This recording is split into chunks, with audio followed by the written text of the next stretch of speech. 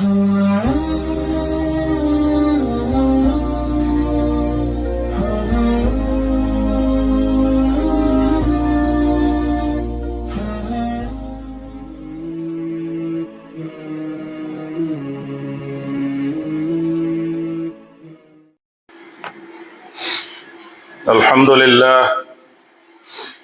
لله نحمده ونستعينه ونستغفره ونعوذ بالله من شرور أنفسنا ومن سيئات أعمالنا. من يهده الله فلا مضل له ومن يضلل فلا هادي له. من يهد الله فهو المهتد ومن يضلل فلن تجد له وليا مرشدا. وأشهد أن لا إله إلا الله شهادة تكون للنجاة وسيلة ولرفع الدرجة كفيلا. وأشهد أن محمدا عبده ورسوله الذي أرسله بالهدى ودين الحق ليظهره على الدين كله.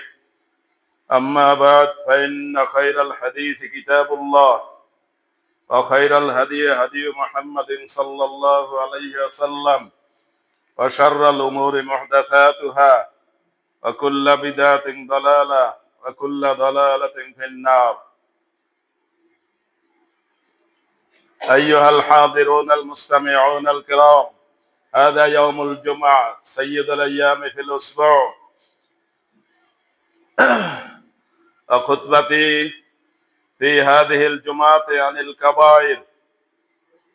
قال الله تعالى في القرآن المجيد: إن تجتنبوا كبائر ما تنهون عنه نكفر عنكم سيئاتكم وندخلكم مدخلا كريما. وقال رسول الله صلى الله عليه وسلم: أكبر الكبائر 4: الإشراك بالله وعقوق الوالدين وقتل النفس بغير حق وقول الزور أو شهادة الزور. وقد جاء في القرآن المجيد قال الله عز وجل: ومن يقتل مؤمنا متعمدا فجزاؤه جهنم خالدا فيها وغضب الله عليه ولعنه وأعد له عذابا عظيما. وفي آيات أخرى قال الله عز وجل: من أجل ذلك كتبنا على بني إسرائيل أنه من قتل نفسا بغير نفس أو فساد في الأرض فكأنما قتل الناس جميعا.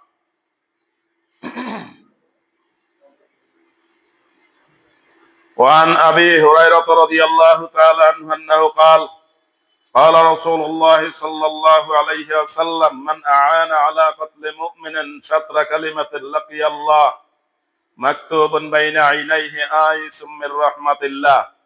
رواه ابن ماجه.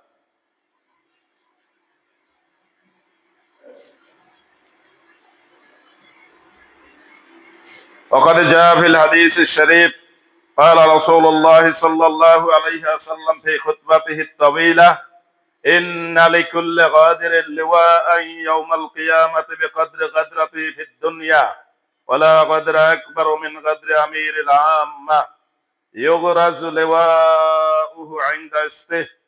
قال: ولا يمنعن أحدا منكم هيبة الناس أن يقول بحق إذا علمه. فبكى أبو سعيد. وقد جاء في القرآن المجيد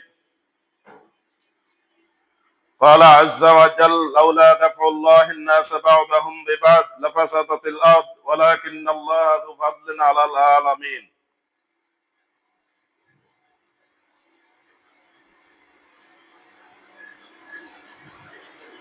প্রিয় মুসল্লিবৃন্দ, সপ্তাহ ঘুরে আবার সপ্তাহের শ্রেষ্ঠ দিন জুমার দিনে জুমার নামাজের জন্য আমরা ইতিমধ্যে মসজিদে এসে হাজির হতে পেরেছি। শুকর আলহামদুলিল্লাহ।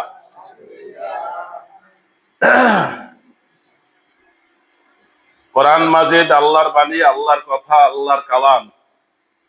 কোরআন মাজিদের ভিতরে আমাদের জীবনের প্রতিটি কাজকর্ম, চলাফেরা, উঠা বসা, খাওয়া দাওয়া, হালাল হারাম ইত্যাদি সম্পর্কে পরিষ্কার বলা হয়েছে এবং তার ব্যাখ্যা করেছেন মুহাম্মদুর রাসূলুল্লাহ সাল্লাল্লাহু আলাইহি ওয়াসাল্লাম।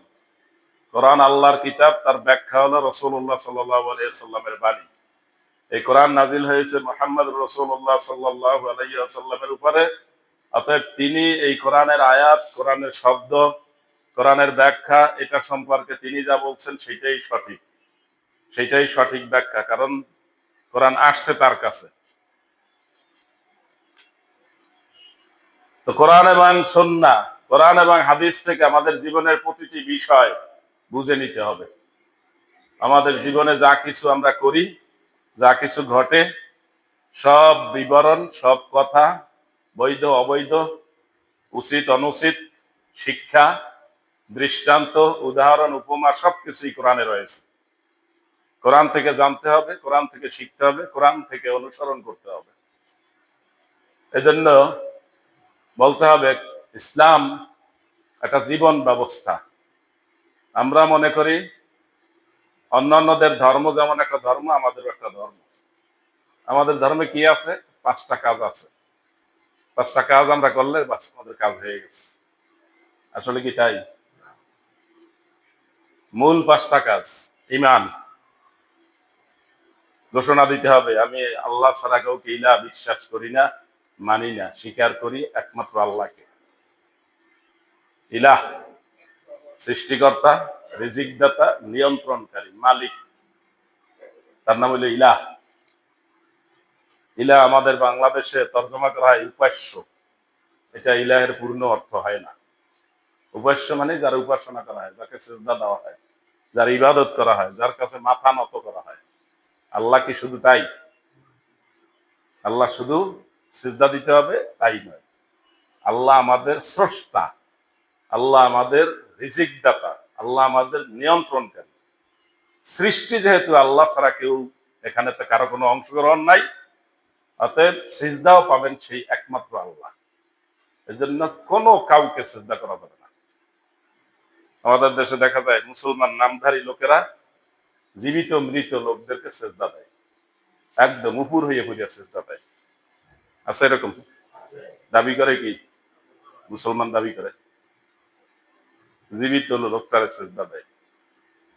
বাউল নামে যে আউল ফাউল যত আছে এগুলো এই কাজ করে একদম প্রকাশ্য। এবং এদের এখন নামাজ নাই, রোজা নাই, আমল নাই, আখলাক নাই, কিছু নাই, সেও কি মুসলমান। এবং তারা কোরআন হাদিসের সঠিক কথা যারা বলে তাদেরকে গালাগালি করে। এরা বোঝে নাই, ওরা বুঝছে। ওরা যা খাইয়া বাউল হয় ওটা আপনি কল্পনাও করতে পারবেন না। ওদের একটা বস্তু আছে, এটা খায় ওরা। এটা খাইলে কি হয়? খাঁটি বাউল হয়। মহিলাদের ঋতুস্রাবা এটা খায়। আরো বলবো? আর বলার দরকার নেই, আরো আছে। এগুলো সব মিলিয়ে দিলেই ওদের একটা অষ্টধাতু তৈরি করে। এগুলা শয়তান, এগুলা মুসলমান নামদারি মারাত্মক শয়তান। সুতরাং এদের থেকে আপনার ইমান হেফাজত করতে হবে। আপনি যদি আবার এদেরকে সাপোর্ট করেন তাহলে আপনার ইমান শেষ। আছেন না আপনারা? অনেকে সাপোর্টার আছে আমাদের দেশে, সবটাই আছে। একজন লোকে একটা স্কুল করে, একটা কলেজ করে, একটা মাদ্রাসা করে, একটা কওমি মাদ্রাসা করে, সব করে একই লোকের প্রতিষ্ঠান। এক জায়গায় ছেলেদের মেয়েদের দিতে হবে ইসলামিক যে পোশাক আছে ওইটা বুঝিয়া, আর ওই লোকেরই আবার আর একটা প্রতিষ্ঠান দিতে হবে কি ইসলামিক পোশাক নয় এমন পোশাক করিয়া। এখন উনি যাবে কোথায়? বেহেশতে যাবে না দুজকে যাবে? সমস্যা আছে না? উনি তো সব কাজই করতেছে, উনি কিন্তু সব কাজই করতেছে। উনি স্কুলে ঢোল কিনা দিতে আছে।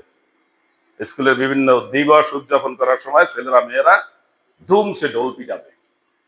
আবার সেটার পাশেই কোনো দেয়াল নাই, পাশেই এবার উনি মাদ্রাসা করছে। মাদ্রাসায় ঢোল পিটানো যাবে? যাবে না। মানে একই লোক দুইটা করছে। এই লোকের কোথায় দিবেন? বেহেশতে দিবেন না দুটোকে দিবেন? কোনটা? ওই হিসাব নিকাশ ভুলে গেছেন? মাইনাস প্লাস মিলে কি হয়? ভালো করে মনে রাখতে হবে। আমাদের দেশে এই ধারার লোক অনেক আছে। এই জন্য এই শয়তান যারা নামাজ নাই, রোজা নাই, ইমান নাই, আমান নাই, তারাও নিজেদের মতো চলে, আবার জীবিত লোকটার সামনে সেজদা দেয়, মহিলা পুরুষ সব যাইয়া, আবার আমরা যারা কোরআন হাদিসের সঠিক কথা বলি আমাদেরকে গালাগালি করে। আবার আপনাদের মধ্যে বহু লোক আছে জেনে না জেনে, ইচ্ছায় অনিচ্ছায়, বলতে হবে ইচ্ছায়, না জেনে নয়, জেনে শুনেই ওদেরকে সমর্থন করে, আছে কিনা? আবার আপনারা যে সমস্ত লিডারদের অনুসরণ করেন অনেকেই, ওই লিডাররা আবার ওদেরকে অনুসরণ করে। আজকে এই বিষয়গুলো পরিষ্কার হতে হবে। শুধু নামাজ পড়লে হবে না, মাথা পবিত্র হইতে হবে, ব্রেন ক্লিয়ার হইতে হবে, বিশ্বাস পবিত্র হইতে হবে। শুধু নামাজ পড়লেন না জান্নাতে যাবেন এই চিন্তা করেন না। আর 5টা বিষয় শেষ: ঈমান, সালাত, যাকাত, সাওম, হজ। 5টা কাজ করলেই হয়ে যাবে। আপনি আত্মীয়তার সম্পর্ক ছিন্ন করছেন, বাতিজা হিসেবে পরিচয় দেন না, কাকারে কাকা হিসেবে পরিচয় দেন না। জিজ্ঞাসা করলে বলেন যে না, উনি আমার কেউ না, উনি আমার দাদার সন্তান না। আছে কিনা? এরকম বলে কিনা? নিজেদের স্বার্থে সমস্যা হয়ে গেছে, চাচাকে চাচা হিসেবে পরিচয় দেয় না। আর বাতিজা তার চাইতেও চালু হয়ে গেছে, এই জন্য বলিয়ে দেয় উনি আমার দাদার সন্তান না। আত্মীয়তার সম্পর্ক ছিন্ন করা হইল কিনা? এইভাবে করে বোন, তাদেরকে তো সম্পত্তি বাবা মারা যাওয়ার পর, মা মারা যাওয়ার পর অনেকেই দেন না। এরপর যদি চায় আর জোর করিয়া মোটামুটি কাদা কান করে নিতে পারে, তাহলে সালাম দিয়ে বিদায়, সালাম আলাইকুম বোন, এদিকে আর পাড়া দিও না, ভাই না, তোমার মায় যা পাইতে লয়ে গেছে, এদিকে আর আইসো না। কি করলেন আপনি? কি করলেন? আত্মীয়তার সম্পর্ক ছিন্ন করলেন। আপনার ঠিকানা কোথায়? জান্নাত। নামাজ আপনাকে জান্নাতে নিবে না। সুতরাং অন্য ধর্মের মতো ধর্ম যদি আপনি ইসলামকে মনে করেন, তাহলে আপনি ইসলাম এখনো বুঝেন নাই। ইসলাম অন্য ধর্মের মতো ধর্ম না, এটা জীবন ব্যবস্থা। আপনার জীবনটা কিভাবে হবে, আপনি মসজিদে ঢুকবেন কোন পা আগে দিবেন, এটা বলা আছে কিনা? তাহলে এটা একটা বিধান, সেই বিধান আপনাকে ফলো করতে হবে। বের হবেন কোন পা আগে দিবেন, বলা আছে কিনা? বাথরুমে ঢুকবেন কোন পা আগে দিবেন, ডান পা না বাম পা? বাম পা, এটা বলা আছে কিনা? আপনার একটা শিশু জন্মগ্রহণ করছে, এখন আপনি কি করবেন, সেটা বলা আছে কিনা? আছে। একজন লোক মারা গেছে, আপনার আত্মীয়, এখন কি করবেন, তা বলা আছে কিনা? আপনি ব্যবসায় যাবেন, ব্যবসা কি কি জিনিসের ব্যবসা করতে পারবেন, কোন পদ্ধতিতে ব্যবসা করবেন, বলা আছে কিনা? তাহলে আমাদের কোরআন এবং হাদিস জীবনের সব বিষয় বলে দিয়েছে। এই জন্য এটার নাম কি? জীবন ব্যবস্থা। এটা ধর্ম এরকম না, অন্য ধর্মের মতো আপনি মনে করলে হবে না। অন্য ধর্ম কি? আমাদের পার্শ্ববর্তী যত ধর্ম আছে, হিন্দু ধর্ম, বৌদ্ধ ধর্ম, খ্রিস্টান ধর্ম, এসব ধর্মের মধ্যে আপনাকে জীবনের সকল প্রশ্নের উত্তর দেওয়া নাই। হিন্দু ধর্মের মধ্যে বংশে যদি কোনো মতো একটা ছেলে থাকে, তাহলে ওই বংশের কোন সম্পত্তি ওই তার বোন যারা আছে, বোন ফুফু যারা আছে, তারা কেউ ওই সম্পত্তি নিতে পারবে না। ছেলে মানিক রতন, এই মানিক রতন এই বংশে বাতি জ্বালাবে, এজন্য এই বাতির অংশ কেউ নিতে পারবে না। ওরা কি এখানে জন্মগ্রহণ করে ভুল করলো নাকি? মেয়েরা এখানে জন্মগ্রহণ করে ভুল করলো? এই মা বাবা তাদেরকে জন্ম দিল কেন? এখন তাদেরকে খালি হাতে নিতে হবে, কিছু চাইতেই পারবে না, বলতেই পারবে না। আরো মারাত্মক হলো এই ধর্মের যে বই পুস্তক আছে, এগুলো তারা ধরতে পারবে না। কারা? মহিলারা। ও কি জানেন না? খালি আসে না নামাজ পড়েন, এইতে নামাজ হইতে আছে না, সব ভালো করে জানতে হবে। ওদের যে ধর্মে গ্রন্থ আছে, বই আছে, এই বই মহিলারা ধরতে পারবে না। আর আমাদের আগে থেকে আমরা জানতাম কোরআন পুরুষরা বেশি করে না মহিলারা বেশি করে? পুরুষরা কাজকর্ম করে বাইরে সময় পায় না, মহিলারা যতটুকু সময় পায় কোরআন পড়ে, বিশেষ করে রমজানে পড়ে। মহিলা কি মানুষ না অন্য কিছু? মানুষ হলে তো আমাদের মহিলারা কোরআন ভালো করে পড়তে পারবে, ধরতেও পারবে, আর ওদের মহিলারা ধরতেই পারবে না। তো ও কি মানুষের মধ্যে হিসাব করছে? এইভাবে করে সব দুনিয়ার যত ধর্ম আছে সব ধর্মে মানুষের একটা বিরাট অংশকে অমানুষ হিসাবে গণ্য করেছে। সুতরাং আমাদের ইসলাম ধর্ম কি শুধু ধর্ম? ওদের মতো ধর্ম খালি পাঁচখান কাজ করলেই হয়ে যাবে? না। আপনি মসজিদে ঢুকে বসবেন কিভাবে? মসজিদে ঢুকে কি করবেন বলা আছে কিনা? ঢুকে কি করবেন? 2 রাকাত নামাজ পড়বেন, তারপর বসবেন। কাতার দিবেন কিভাবে বলা আছে কিনা? কিভাবে? পুরুষ লোক সব সামনে, বয়স্ক পুরুষ, ছোট শিশুদের পিছনে, এরপর কিশোরদের পিছনে, এরপর মহিলা, এরপর মেয়েরা। কয়টা ক্যাটাগরি হলো? 4টা। ইসলাম সব বলে দিয়েছে না বলে নেই? কারণ বাংলাদেশে মহিলারা দাঁড়ানোর জন্য কি লাগবে? দেয়াল লাগবে, পার্টিশন লাগবে। কিন্তু হাদিসে দেয়াল পার্টিশন লাগবে? হাদিস যিনি বলছেন তিনি ঠিক মতো বুঝেছেন তো? বুঝে শুনে বলছেন না অন্যরকম? কিন্তু বাংলাদেশে পার্টিশন লাগে কেন? বাংলাদেশের লোকেরা বেশি ধার্মিক। বেশি ধার্মিক, এটা কি ধার্মিক না বক ধার্মিক? আল্লাহ ভালো জানে, আপনারা বুঝেন কিনা আমার কথা। মক্কায় হারাম শরীফে নামাজ পড়ে, মাঝখান দিয়ে একটা পথ, এক পাশে কি পুরুষ আর এক পাশে কি মহিলা। নামাজের অসুবিধা আছে? সামনে পুরুষ, পিছনে কারা? মহিলা। অসুবিধা আছে? হাদিসে বলছে নাই, এবং প্র্যাকটিক্যাল মক্কায় আছে, মদিনায় আছে, কিন্তু বাংলাদেশে এইভাবে হবে না। আমি একদিন টেলিভিশনে বলছিলাম, জিজ্ঞাসা করছে একজনে, তার জবাব বলছিলাম, আগে পুরুষ, তারপর ছেলেরা, তারপর মহিলা, তারপর মেয়েরা। এক দর্শক ওইখান থেকেই গালাগালি শুরু করছে। মানে ওইখান থেকে গালাগালি করলে তার আমি শুনবো না, ওই আমার যে উপস্থাপক তারে গালাগালি করতেছে যে এই সমস্ত আজে বাজে আল্লাহ মেয়েদেরকে কোথা থেকে নিয়ে আসেন। উপস্থাপক বলতেছে যে আমার হুজুর তো উনি যে হাদিস বলছে সে হাদিসের রেফারেন্স দিছে, আপনি হাদিসটা দেখেন আগে। আপনি না দেখে খাম খাম করতে উঠলেন, যে আমাদের এরকম রোগ আছে কিনা? বুঝে নাই কিছু, কিন্তু সে যে মোটামুটি ভালো বোঝে তারে গালাগালি করে। তাকে বারবার বলা হচ্ছে যে উনি হাদিস বলছে, উনি রেফারেন্স দিছে আদিল্লাতুল হানাফিয়া, বইয়ের নাম কি? আদিল্লাতুল হানাফিয়া।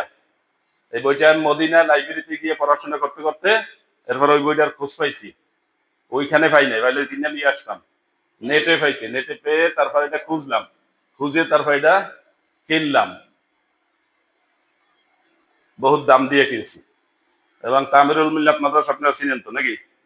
এখানে বড় বড় শিক্ষক আছে না? এই বড় বড় শিক্ষকদের সামনে যখন নিয়ে গেলাম, আমার চাইতে তারা বড় বড়, তারা দেখে আশ্চর্য হয়েছে, এইরকম একটা বই এত দেখিও নাই, না আমার শুনি নেই, আমাকে একটা কিনে দিতে পারেন?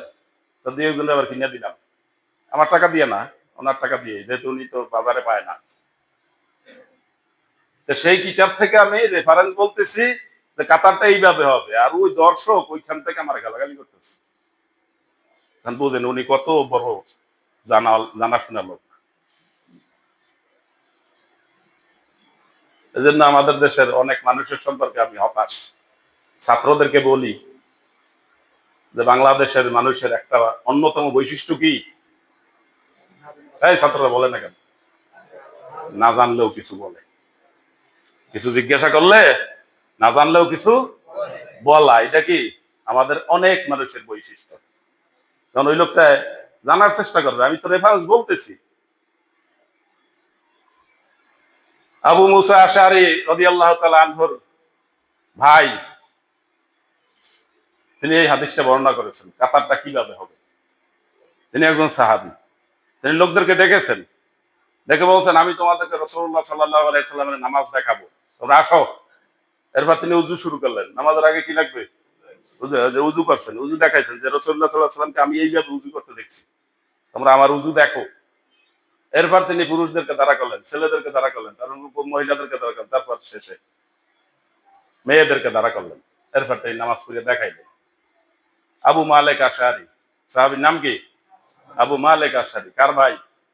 আবু মুসা আশারি। আবু মুসা আশারি নামটা জানেন তো আপনারা, অনেকবার শুনবেন। আলী রাদিয়াল্লাহু তাআলা আনহু, মুয়াবিয়া রাদিয়াল্লাহু তাআলা আনহু যখন গন্ডগোল হয়েছে, রাজনৈতিক গন্ডগোল হয়েছে না, এই গন্ডগোলের সময় উনি একজন কি সালিশ। আলী রাদিয়াল্লাহু তাআলা যেখানে খেলাফতের দায়িত্বে, আর তার সাথে গন্ডগোল হয়েছে মুয়াবিয়া রাদিয়াল্লাহু তাআলা আনহুর, সেই গন্ডগোলের সালিশ যেই লোকটা, লোকটা একটু ছোট না বড়? অনেক বড় জ্ঞানী, সাহাবীদের মধ্যে অনেক বড় মর্যাদাশীল সাহাবী। সেই আবু মুসা আশারী রাদিয়াল্লাহু তাআলা আনহুর বংশীয় ভাই আবু মালিক আশারী, তিনি এই হাদিসটা বর্ণনা করছেন। হাদিসটা আমি বললাম, আর আমার দেশের দর্শক আমাকে গালাগালি শুরু করল। আমি হাসলাম, মানুষ কত মূর্খ হয়। বাংলাদেশি মানুষের একটা বড় অন্যতম বৈশিষ্ট্য কি, না জানলেও কিছু বলে, মানে চুপ থাকে না, এই দিক দিয়ে ভালো, জানে না তারপরও কিছু বলে। আমার কাছে একজনে 3টা প্রশ্ন করছে, আমি আগে যখন ঝালকাঠিতে ছিলাম, জুমার নামাজের পরে এক মুসল্লি এসে সব গেছে, তখন এসে 3টা প্রশ্ন করছে। আর আমার পাশে মসজিদের সেক্রেটারি, উনি 3টা উত্তর দিয়ে দিচ্ছে, আমার জন্য একটাও রাখে নেই। 2টা দিয়ে বলতো যে হুজুর আমি 2টা দিচ্ছি, এখন বাকিটা আপনি দেন। না, আমার জন্য একটাও রাখে নেই। প্রশ্ন কিন্তু তাকে করে নেই, আর যে প্রশ্ন করছে সে কিন্তু তার কাছ থেকে শুনতেও রাজি না। কি আপনারা কি আরেকজনের কাছ থেকে শুনতে রাজি, না ইমাম সাহেবের কাছ থেকে শুনতে রাজি? আমার এলাকায় গেছি আমি এবং এক মৌলানা সাহেব পাশাপাশি বসা একটা দোকানে, উনি আমার অনেক সিনিয়র, এটা ওই লোকরাও জানে। এক বয়স্ক লোক আসছে দৌড়াইয়া, তার দাড়ি চুল সমানে সাদা, তাহলে বুঝেন বয়স কত। এসে আমাদের সামনে বসছে, উনি আগেও দিক থেকে খোঁজ নিয়ে আসছে। এসে একটা প্রশ্ন করছে, স্বাভাবিকভাবে আমার পাশে যিনি বড় আলেম, আমার চাইতে বয়সে বড়, একটা মাদ্রাসার প্রিন্সিপাল এলাকায়, স্বাভাবিকভাবে উনি উত্তরটা দিবেন, এটাই তো ঠিক নাকি? না আমি দেবো? উনি দেবেন, উনি বড়। উনি উত্তর দেওয়া শুরু করছে, ওই মুরব্বী বলছে হুজুর আপনার কাছে জিজ্ঞাসা করি। মুশকিল হয়ে গেল না? আমার জন্য তো একটা সমস্যা হয়ে গেল। উনি আমার বড় ভাই, আমাকে খুব ভালো করে চিনে, আমি আশা করছি উনি মুরব্বী, উনি উত্তর দিবে, কিন্তু ওই মুরব্বী যিনি প্রশ্ন করছেন তিনি বলছেন যে হুজুর আপনার কাছে জিজ্ঞাসা করি নাই, এই হুজুরের থেকে উত্তরটা নেওয়ার জন্য আসছে। সুতরাং আপনি উত্তর দেওয়ার আগে একটু চিন্তা করেন, না বাঙালির ওই চরিত্রটা রাখতে হবে। অধিকাংশ বাঙালির যে চরিত্র, কি চরিত্র, না জানলেও কিছু পায়। ইস, আর খুব কষ্ট লাগে ছাত্রদেরকে, এটা বারবার আমি বলি, কোন প্রশ্ন করলেই জিজ্ঞাসা করি, প্রশ্ন করলেই ওরা কিছু বলার চেষ্টা করে, তা আমি আগে থামাই, জানলে উত্তর দিবে, না জানলে কথা বলবো না। এই ঘাটি বাঙালির পরিচয় কি, ছাত্ররা মুখস্থ করছে। কিন্তু আপনি বাইরে একটা দেশে যান, আমরা তো বাইরে ঘুরছি ফিরছি অনেক জায়গায়, তারা না জানলে বলে জানি না। বড় আলেম, তাকেও একটা প্রশ্ন করলে বলে, এরপর আর একটা ঘুরিয়ে প্রশ্ন করলে তখন আর বলে না, জানি না। আর আমরা কোনো মতে জানি না বলতে, জানি না, জানি না বলতেই আমরা জানি না। আল্লাহ তাআলা আমাদেরকে হেদায়েত দান করুন। প্রিয় মুসল্লিবৃন্দ, আমরা কিন্তু নামাজ এগিয়ে দিছি, শীতকাল একটু আগাই দিলে কি অসুবিধা না সুবিধা? আমাদের দেশে কিন্তু অর্থ হইলেও আজান দেয় না, কিন্তু ইসলাম যেখান থেকে শুরু হয়েছে, মক্কা মদিনা থেকে যে ইসলাম শুরু হয়েছে, সেখানে কি করে, অর্থ হইলেই আজান দেয়। আমরা এটা অভ্যস্ত না, ওই যে আমরা অভ্যস্ত, খারাপ অভ্যাস, অক্ত হইলেই আজান দেয়।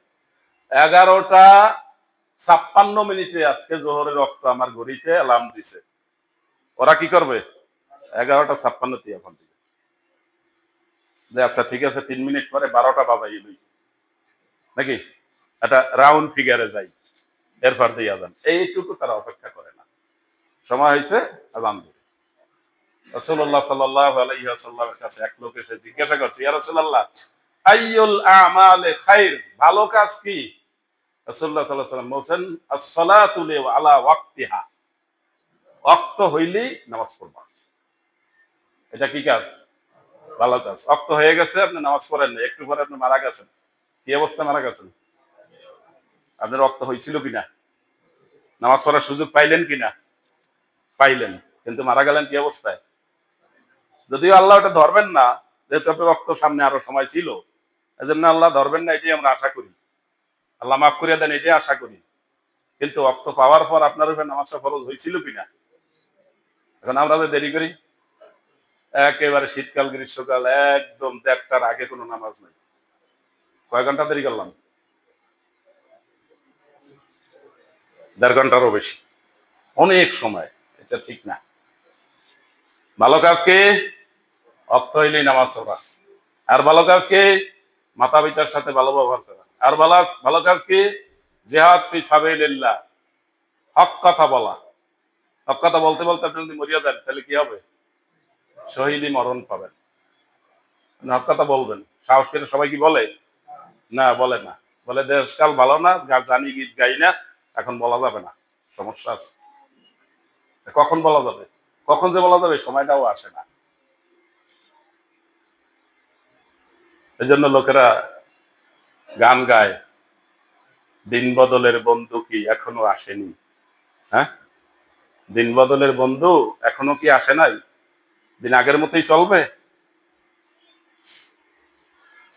প্রিয় মুসলিমবৃন্দ, কোরআন মাজিদের সবচাইতে কঠিন পাপের কথা যেগুলো বলা হয়েছে তার মধ্যে 1 নম্বর, রাসূলুল্লাহ সাল্লাল্লাহু আলাইহি ওয়াসাল্লাম বলেছেন 1 নম্বর হচ্ছে আল্লাহর সাথে শিরক করা, আল্লাহর সমকক্ষ কাউকে বিশ্বাস করা। এটা কাজে কর্মে কথায় বার্তায় আমাদের অনেকের মধ্যে এটা আছে। আমাদের একমাত্র স্রষ্টা আল্লাহ, আমাদের রিজিক দাতা আল্লাহ, আমাদের জীবন মরণের মালিক আল্লাহ। তারপরও আমরা কথায় কাজে অন্য কিছুকে মনে করি এটা অমুকের কাছে। এই জন্য আমাদের মধ্য থেকে অনেক লোকে মাজারে গিয়া কুমিরিরে খাবার দেয়, গজাল মাছের খাবার দেয়, মাজারে আরো যা যা আছে এগুলারে খাবার দেয়, মাজারে যে আছে তার কাছে যে কবরে সেজদা দেয়, তার কাছে যাইয়ে ভালো কিছু চায়। এটা কি ইমান না শিরক? এক লোকের পাইলাম, তার একটা সন্তান, ছেলে সন্তান কিনা আমার মনে নাই, একটা ছেলে সন্তান হওয়ার পর সে একটা গাড়ি ভাড়া করছে 30 সিটের। এই গাড়িতে তার এই ছেলে, শিশু, নবজাগত শিশু, তার মা এবং তার পরিবারের অন্যান্য সদস্য প্রায় 30 জনের কাছাকাছি যাই হোক, এ সব উঠাইছে। এই সব নিয়ে এখন সে কি করবে? এই ঢাকা শহরের এখানে সেখানে যত মাজার আছে সব মাজারে যাবে। তাকে এই সন্তানটা দিল কে? আল্লাহ। আর সে এখন যাইতেছে কোথায়? মাজারে মাজারে। ওই মাজারওয়ালা কি তারে সন্তান দিছিল? সন্তান হওয়ার আগ পর্যন্ত সে কার কাছে চাইছে? আল্লাহর কাছে চাইছে। এখন হওয়ার পরই এখন সে গেছে কোথায়? মাজারে। জীবিত মৃত কোন লোকের কাছে আপনি যদি এরকম কিছু চান, যেটা চাইবেন কার কাছে? আল্লাহর কাছে। সেটা যদি আপনি চান তাহলে আপনি শিরক করলেন। শিরক হলো আল্লাহর কাছে সবচেয়ে বড় অপরাধ। আপনি আল্লাহর সৃষ্টির বিরুদ্ধে কোনো কথা বলতে পারবেন না। এখন বৃষ্টি হয়েছে, আপনার বৃষ্টিতে ক্ষতি হচ্ছে, আপনি বৃষ্টিকে গালি দিচ্ছেন। আপনি গালি দিচ্ছেন কাকে? আল্লাহকে।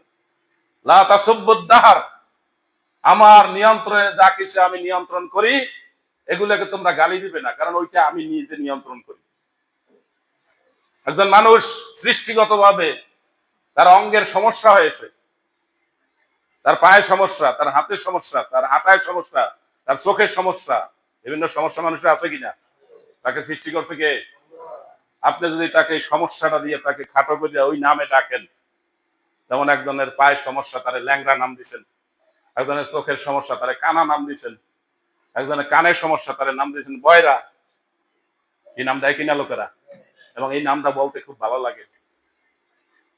একজনের চায় একদিকে দেখে আর একদিকে, তারে নাম দিয়েছেন টেরা। আছে কিনা? দান বাক্স গুলো চালিয়ে দেন সকলে। নামাজ কিন্তু 1:01, মনে আছে তো? মনে রাখতে হবে। এইভাবে আল্লাহর সৃষ্টি, ওই সৃষ্টি কিন্তু আপনি কিছু করতে পারেন নাই। আল্লাহ চাইলে আপনাকে ওইরকম করতে পারতেন, এবং এই মানুষগুলোকে করেছে আপনাকে আমাকে পরীক্ষা করার জন্য, যে আপনি ওই বিকলাঙ্গ মানুষটাকে কি বলেন, তিরস্কার করেন কিনা, তাকে একটু খাটো করেন কিনা, তাকে একটু হেও করেন কিনা, এটা পরীক্ষা আপনার চলতেছে। আপনি যদি তাকে একটু হেও করার জন্য ওই নামগুলো বলে থাকেন, তাইলে আপনি আল্লাহর সৃষ্টি নিয়া আল্লাহকেই কিছু বললেন, আপনি জঘন্য অপরাধ করেছেন। সম্মানিত হাজিরিন, 1 নম্বর হলো শিরক করা, 2 নম্বর হলো মাতা পিতার মাতা পিতার অবাধ্য হওয়া, মাতা পিতাকে কষ্ট দেওয়া, মাতা পিতা সম্পর্কে পূর্ণ আলোচনা একদিন করতে হবে, সেই দিন আরো বিস্তারিত বলবো ইনশাআল্লাহ। 3 নম্বর হচ্ছে অন্যায়ভাবে মানুষ হত্যা করা। 4 নম্বর হচ্ছে মিথ্যা কথা বলা, মিথ্যা সাক্ষ্য দেওয়া। আমি আজকে অন্যায়ভাবে মানুষ হত্যা করা সম্পর্কে কিছু কথা বলবো। সেই কথার মধ্যে কোরআন মাজিদে সূরা নিসা এর মধ্যে আল্লাহ বলছেন, ওমাই ইয়াকতুল মুমিনান মুতাআম্মিদান, ইচ্ছাকৃতভাবে কোন মুমিনকে যে হত্যা করে, ফাজাযাউহু জাহান্নাম, তার ঠিকানা হলো জাহান্নাম। তার নামাজ, রোজা, হজ, যাকাত, মানুষের উপকার, অন্যান্য আমল যাই থাক, সব ফয়সালা হয়ে তার ফয়সালা কি? জাহান্নাম। খালিদান ফিহা, সেই জাহান্নামে সে চিরকাল থাকবে। গাদিবাল্লাহু আলাইহি, আল্লাহ তার উপরে গজব নাজিল করেন, আল্লাহ তার উপরে লানত করেন। লানাহু, তার উপরে লানত করেন, অভিশাপ দেন, আল্লাহ অভিশাপ দেন। তাহলে তার অবস্থাটা কি?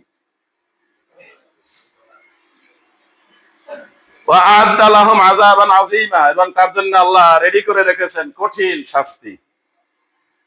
অনুরূপভাবে সূরা মায়েদার 32 নম্বর আয়াতে আল্লাহ বলছেন, অন্যায়ভাবে কোনো মানুষকে হত্যা করা, সে সারা দুনিয়ার সব মানুষকে সমান, সব মানুষকে হত্যা করার অপরাধ করছে। একজন মানুষ হত্যা করা মানে কি? সারা দুনিয়ার সব মানুষ হত্যা করা। এটা কি ছোটখাটো অপরাধ? সারা দুনিয়ার সব মানুষ হত্যা করা কি সম্ভব? সম্ভব না, কিন্তু একজন মানুষ হত্যা করা তো সম্ভব। আল্লাহ এটাকে তুলনা করছেন সব হত্যা করার সাথে। তাহলে একজন হত্যা করা কি ছোট পাপ? অন্যায়ভাবে হত্যা করার উদ্দেশ্য কি? অনেক উদ্দেশ্য আছে, আমি সেই দিকে যাবো একটু পরে। এইবারে দেখেন রাসূলুল্লাহ সাল্লাল্লাহু আলাইহি সাল্লাম কি বলছেন, আপনারা আগেও শুনছেন, আবার একটু স্মরণ করাই দেই। আবু হুরায়রা রাদিয়াল্লাহু তাআলা আনহু হাদিসটি বর্ণনা করেছেন, মান আনা আলা কাতলি মুমিনিন শাত্রা কালিমাতিন লাকিয়াল্লাহ, যে কোনো মানুষকে অন্যায়ভাবে হত্যা করতে একটা শব্দের অর্ধেক ব্যবহার করবে, সে আল্লাহর সাথে এই অবস্থায় সাক্ষাৎ করবে, মাকতুবুন বাইনা আইনাইহি আয়াতুম মির রাহমাতিল্লাহ, তার কপালে লেখা থাকবে আল্লাহর রহমত থেকে বঞ্চিত, হতাশ। এই লোককে কখনোই আল্লাহ মাফ করবেন না। সে কতটুকু অন্যায় কাজ করছে? একজন মানুষকে হত্যা করতে একটা শব্দের অর্ধেক ব্যবহার করছে। একটা শব্দের অর্ধেক ব্যবহার করে কিভাবে, তার উদাহরণ আমি বলছি, তাফসীরে আছে। যেমন আরবি ভাষায় বলা হয় ও কুতুল, শব্দটা কি? ও কুতুল, এর অর্থ হলে তুমি হত্যা করো।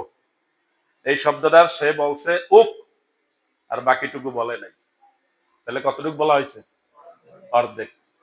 তুল বলে নাই, ও কুতুল, উক বলছে। এরপর তার মাথায় একটু চিন্তা আসছে যে আমি কি কাজ করতেছি, অন্যায় কাজ করতেছি, এটা তো জঘন্য অন্যায়। এই উক বলার পর বাকিটুকু আর বলে নাই।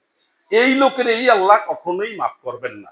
তাহলে যে অন্যায়ভাবে হত্যা করে তাকে কি করবেন? এবং একাধিক করে, অনেক করে।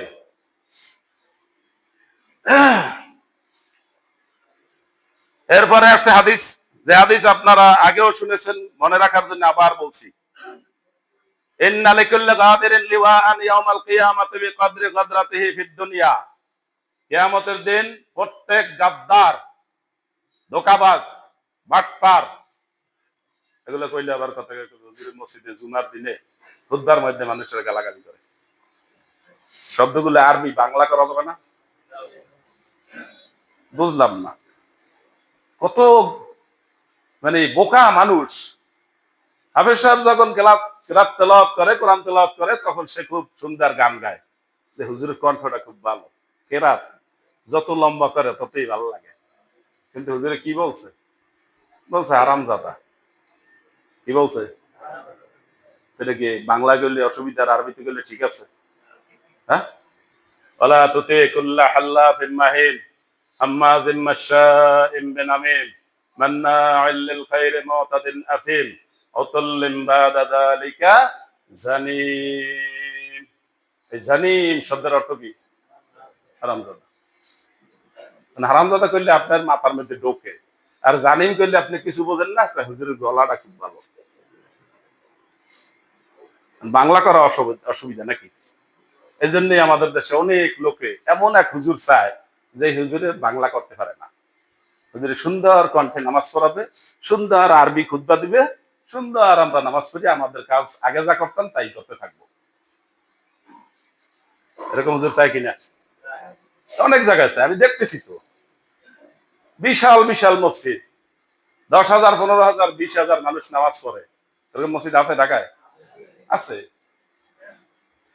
সেখানে ইমাম সাহেব কিরকম করে? নাকি ফুসফাস মারে, নাকি ঢুসঢাস, যে সাপের নাই কত কিছু নাই, বা পুরান সাপুরে কবিতাটা আবার মুখস্থ করা দরকার। সম্মানিত হাজিরিন, এই কথাগুলোর পরে আমি বলতে চাই যে কিয়ামতের দিন প্রত্যেক ধোঁকাবাজ, বাটপার, প্রতারক, তার পিছনে, তার দুনিয়াতে যত বাটপারি প্রতারণা করছে সেই পরিমাণ অনুসারে তার পিছনে একটা পতাকা উঠবে, এবং এই পতাকায় রাষ্ট্রের যিনি 1 নম্বর ক্ষমতাশালী, তার চাইতে বড় পতাকা আপনাদের কারো হবে না। বুঝতে পারছেন কথা? সবচেয়ে বড় পতাকা হবে কার? রাষ্ট্রের যে 1 নম্বর ক্ষমতায় থাকে, সে যদি মানুষের উপরে জুলুম করে, সে যদি মানুষের সাথে ধোঁকাবাজি করে, তাহলে তার চাইতে বড় পতাকা কারো হবে? আপনি পারবেন? রাষ্ট্রের 1 নম্বর ক্ষমতায় সে রাষ্ট্রের সব মানুষের সাথে প্রতারণা করতে পারে। সে ক্ষমতায় যাওয়ার আগে বলছে, আমি আপনাদের খেদমত করতে চাই, আমার জীবনটা আপনাদের জন্য উৎসর্গ করে দিছি। এরপর ক্ষমতায় যাইয়া সে লুটপাট শুরু করে দিল সম্পদ, রাষ্ট্রের সম্পদ। এরপর তার ক্ষমতায় টিকার জন্য সে অনেক মানুষ হত্যা করা শুরু করে দিল, অনেক মানুষ গুম করা শুরু করলো, অনেক মানুষের বাড়িঘর তছনছ করে দেওয়া শুরু করলো। জালিম শাসকের চরিত্র কি? কয়টা কাজ করে? পিছনে গুলো কোনো কাজে লাগবে আসলে, সব মসজিদে আসে শোনে, আর বাইরে যায় কিছু মনে থাকে না, বাইরে যে আগের গান, এই কলের গান। জালিম শাসকের কয়টা চরিত্র? 2টা চরিত্র। 1 নম্বর হইলো তছনছ করে সব ভেঙে চুরে মেসমার করে দেয়, আর 2 নম্বর হইলো নিরীহ নিরপরাধ মানুষদেরকে অপমানিত করা। কথাটা হলো রানী বিলকিসের আল্লাহ তাআলা কোরআন মাজিদে সূরা নামলের 34 নম্বর আয়াতে রেখে দিয়েছেন। কারণ কিয়ামত পর্যন্ত এরকম জালিম আসবে না আসবে না? ওরা কি করবে ওটা আল্লাহ 1400 বছর আগে বলে রাখছেন, তোমরা দেখে রাখো এই জালিমদের অবস্থাটা কি। কয়টা কাজ করবে? তছনছ করবে, সব খেয়ে ফেলবে, কোনো প্রতিষ্ঠান টাকা পয়সা নাই, ব্যাংক লুট শেষ, প্রতিষ্ঠান শেষ, টাকা পয়সা নাই, রাষ্ট্র শেষ। এখন বিদেশ থেকে আমদানি করা সব বন্ধ হয়ে গেছে। এরকম হয় কিনা? 54 বছরে আমাদের দেশটা এই সমস্ত চুরি, ডাকাতি, খুন খারাপি, এই সমস্তই প্রত্যেকের বিরুদ্ধে অভিযোগ। স্বাধীনতার পর খুনের অভিযোগ আছে কিনা? যারা এই দেশের ক্ষমতায় বিভিন্ন সময় আসছেন তাদের বিরুদ্ধে খুনের অভিযোগ আছে কিনা? 1 2 না, হাজার হাজার। এই বয়সেরই সিঙ্গাপুর রাষ্ট্রটা আজকে সিঙ্গাপুর। আমরা অনেকে ঘুরতে যাই সিঙ্গাপুর, আমরা চিকিৎসা করতে যাই সিঙ্গাপুর। এই বয়সেরই রাষ্ট্র মালয়েশিয়া এখন আমেরিকার সাথে পাল্লা দিয়ে বিমান বিক্রি করে, আর আমরা এখনো কি ভিক্ষুকের জাতি, জাপানের কাছে খরচ করি, আমেরিকার কাছে খরচ করি, আর বলি যে পাশের রাষ্ট্রের সাহায্য ছাড়া আমরা বাঁচবো না, মরিয়া যাবো। ইমান কি আছে? পাশের রাষ্ট্রের সাহায্য ছাড়া আমরা বাঁচবো না, ইমান কি আছে? প্রত্যেকের সৃষ্টি করার আগে আল্লাহ তার রিজিকের ব্যবস্থা করছেন কিনা? মরার আগে এইগুলো না পাইয়া না খাইয়ে মরিয়া যাবে? মৃত্যু যেভাবে আপনার আসবে, ওই রিজিকটা আপনার কাছে ওইভাবে আসবে। আল্লাহ তাআলা আমাদেরকে এগুলো বুঝার তৌফিক দান করুন। সম্মানিত হাজিরিন, শেষ কথা হচ্ছে এই সব কিছু করার পরে যখন একটা লোক মুমূর্ষু অবস্থায় পৌঁছে যায়, বিরাট দুর্দণ্ড মানে প্রতাপশালী শাসক ছিল, অনেক মানুষ খুন করিয়া নিজের ক্ষমতাটা টিকিয়ে রাখছে, অনেক মানুষের উপরে জুলুম করিয়া টিকিয়ে রাখছে, মৃত্যুর সময় সে এখন তওবা করতেছে, তার তওবা কি কবুল হবে? এই তওবা কি কবুল হওয়ার কথা কোরআনে বলছে? কোরআনে সব কথা বলছে কিনা? ওয়ালাইসাতিত তাওবাতু লিল্লাযিনা ইয়ামালুনা সাইয়্যাত, ওই সমস্ত লোকদের কোনো তওবা নাই যারা অন্যায় কাজ একের পর এক করতে রয়েছে, সারা জীবন অন্যায় কাজ করেছে। হাত্তা ইযা হাদারা আহাদাহুমুল মাউত, এখন তাদের মৃত্যু আসছে, ক্বালা ইন্নী তুবতু আন, আমি তওবা করলাম, আর কোনো অন্যায় করবে না। আপনি কি অন্যায় করার সময় আছে? এখন অন্যায় করার সময় নাই, তখন আপনি তওবা করছেন মরার আগে আগে। আর এত সময় মতো ক্ষমতায় থাকা অবস্থায় মানুষ খুন করছেন, মানুষের জীবন নিয়ে খেল তামাশা করেছেন, মানুষের সম্পদ নিয়ে খেল তামাশা করেছেন, মানুষের মান ইজ্জত নিয়ে খেল তামাশা করেছেন। তাহলে এরকম মুসলমান আমাদের দেশে বহু আছে। আপনারা হয়তো আমার সাথে একমত হবেন না, সারা জীবন এইভাবে কাজ করে মরার কালে তওবা করছে, এরপর বিরাট এক হুজুর দিয়ে দোয়া করাইছে, এরপর জানাজার সময় বিরাট এক পাগড়ি টাগড়ি লইয়া আমরা যাইয়া তারে জানাজা পড়িয়া একেবারে বিসমিল্লাহি ওয়া আলা মিল্লাতি রাসূলিল্লাহ বইলা রাসূলুল্লাহর দায়িত্ব দিয়ে দিলাম, আল্লাহ তাকে জান্নাত দিয়ে দিবে। দিবে? আপনি লা ইলাহা ইল্লাল্লাহ মুহাম্মাদুর রাসূলুল্লাহ বলে ঈমানদার হয়েছেন, আপনাকে কোরআনের কথা মোতাবেক আপনাকে চলতে হবে। কোরআনের বিরুদ্ধে আপনি মানুষের উপরে জুলুম করবেন, অন্যায় করে মানুষ খুন করবেন, আর মরার কালে বলবেন আমি এখন তওবা করছি, এই তওবা কবুল হবে? ভালো করে বুঝতে হবে। ৫ ওয়াক্ত নামাজ পড়ছেন, যথেষ্ট হয় নাই। রমজানের রোজা রাখছেন, হয় নাই। হজ করে আসছেন, হয় নাই। আপনি অন্যায় করেছেন অথবা অন্যায়ের সমর্থন করেছেন। মান আআনা যালিমান মাশা মাহু লিইউকাউয়াহু আও হুয়া ইয়ালামু আন্নাহু যালিম ফাকাদ খারাজা আনিল ইসলাম। যে কোনো জালিমের সাথে থাকে, তার সাথে চলাফেরা করে, তাকে শক্তিশালী করে, সে জানে লোকটা জালিম, এই লোকটা ইসলাম থেকে খারিজ। সুতরাং শুধু নামাজ পড়ে আপনি মনে করবেন না আপনার কাজ হয়ে গেছে, শুধু রোজা রেখে হজ করে আপনি মনে করবেন না আপনার কাজ হয়ে গেছে। আপনি কি কাজ করেন, কারে সমর্থন করেন? আর যারা শাসক, প্রধান পদে যারা থাকে, স্বরাষ্ট্রমন্ত্রীর দায়িত্বে থাকে, অনেক মানুষ খুনের অর্ডার উনি নিজে দেয়, আছে কিনা? আর মরার কালে যদি সুযোগটা পায়, বিছানায় শুইয়া, হসপিটালে শুইয়া, তাহলে তাড়াতাড়ি বাইতুল মোকাররমের খতিব সাহেবকে নিয়ে আসো, হুজুর আমার তওবা পড়াই দিবে, এই তওবা কি কবুল হবে? পাগলামি শুরু করলেন, হ্যাঁ, মস্করা শুরু করলেন। আল্লাহ তাআলা আমাদের সবাইকে হেদায়েত দান করুন। আমিন। هذا ما عندي والعلم عند الله سبحانك لا علم لنا إلا ما علمتنا إنك أنت العليم الحكيم.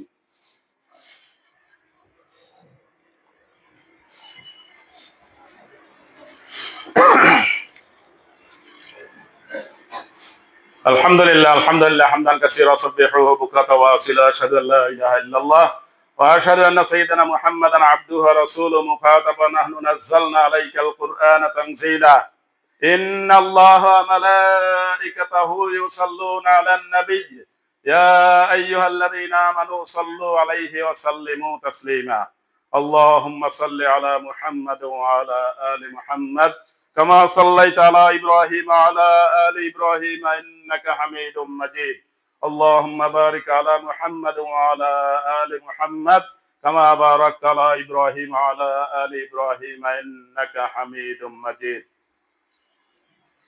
ইয়া আল্লাহ, কোরআন সুন্নাহ থেকে এতক্ষণ যা কিছু বললাম, আমাদেরকে যা বললাম, যা শুনলাম, আমাদেরকে তা মেনে চলার তৌফিক দান করুন। আল্লাহ আমাদেরকে সর্বপ্রকার কবিরা গুনাহ থেকে দূরে থাকার তৌফিক দান করুন। শিরক করা, মাতা-পিতাকে কষ্ট দেওয়া, অন্যায়ভাবে মানুষ খুন করা, মিথ্যা সাক্ষ্য দেওয়া, মিথ্যা কথা বলা, আরো যত কবিরা গুনাহ আছে সব গুনাহগুলো থেকে আমাদেরকে দূরে থাকার তৌফিক দান করুন। বিশেষ করে মানুষ খুন করা, মানুষের সম্মান নষ্ট করা, মানুষের সম্পদ অপহরণ করা, চুরি করা, ডাকাতি করা, এই সমস্ত কবিরা গুনাহগুলো থেকে আমাদেরকে দূরে থাকার তৌফিক দান করুন। মুহাম্মদুর রাসূলুল্লাহ সাল্লাল্লাহু আলাইহি ওয়াসাল্লাম সহ দুনিয়াতে যত নবী রাসূল এসেছেন, আল্লাহ তাদেরকে আপনার কাছে সর্বোচ্চ সম্মান দান করুন। তাদের সাথে ঈমান নিয়ে তাদেরকে যারা সহযোগিতা করেছেন সাহাবায়ে কেরাম, আল্লাহ তাদেরকে সর্বোচ্চ সম্মান দান করুন। আল্লাহ আমাদের মাতা-পিতা, আমাদের আত্মীয়-স্বজন, পাড়াপড়শি যারা ঈমান নিয়ে কবরে চলে গেছে, আল্লাহ সবাইকে মাফ করে দিন। আল্লাহ আমাদের কাছেরই এক ভাই, ছোট ভাই এখানে ছিল, মোশতাক নামে একটা ফার্মেসি ছিল তার, সে কয়েকদিন আগে ইন্তেকাল করেছে। এখানেই নামাজ পড়তো, সুবিধা অসুবিধার মধ্যে ছিল, আমি জানতাম না, পারিবারিক ভাবে আর্থিক ভাবে অনেক কষ্টে ছিল। আল্লাহ তার নেক আমল গুলো কবুল করুন। আল্লাহ তার পরিবার পরিজনকে সবর করার তৌফিক দান করুন। ছোট একটা ছেলে রেখে গেছে, আল্লাহ তাদের সহায়তা করার জন্য যাদেরকে দরকার তাদেরকে এগিয়ে আসার তৌফিক দান করুন। বিশেষ করে আল্লাহ রাষ্ট্রীয়ভাবে আজকে আমরা একটি ছেলের মৃত্যুর সংবাদ শুনেছি। শরীফ ওসমান ইবনে আব্দুল হাদি সত্য কথা বলতো, বেশি বলতো, অনেকের দৃষ্টিতে বেশি বলতো, সেজন্য তাকে টার্গেট করে অন্যায়ভাবে তাকে গুলি করে মৃত্যুর মুখে ফেলে দেওয়া হয়েছে। সে গতকালকে ইন্তেকাল করেছে সিঙ্গাপুরে। রাষ্ট্রীয়ভাবে তার জন্য শনিবার একদিন শোক পালনের রাষ্ট্রীয় নির্দেশ জারি করা হয়েছে। এবং আমার জানা মতে আমি তার বংশ, তার সবকিছু খুব ভালো করে জানি। সে আমার ছাত্র, ঢাকা বিশ্ববিদ্যালয় থেকে রাষ্ট্রবিজ্ঞানে অনার্স মাস্টার্স করেছে। অন্যায় কাজ করলে তার বিচার হবে, কিন্তু অন্যায়ভাবে এই ছেলেটাকে হত্যা করা হয়েছে। এই হত্যার সাথে যারা জড়িত, যে কোনো ভাবে জড়িত, অর্ধেক শব্দ জড়িত যদি থাকে, তাহলে তারা আল্লাহর আদালতে বিচারের সম্মুখীন হবে।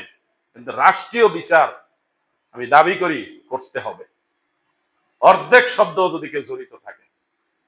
সে একজন বড় রাজনৈতিক নেতার কাছে গিয়েছিল যে আমি এই আসনে ইলেকশন করতে চাই। সে তাকে অপমানমূলক কথা বলেছে।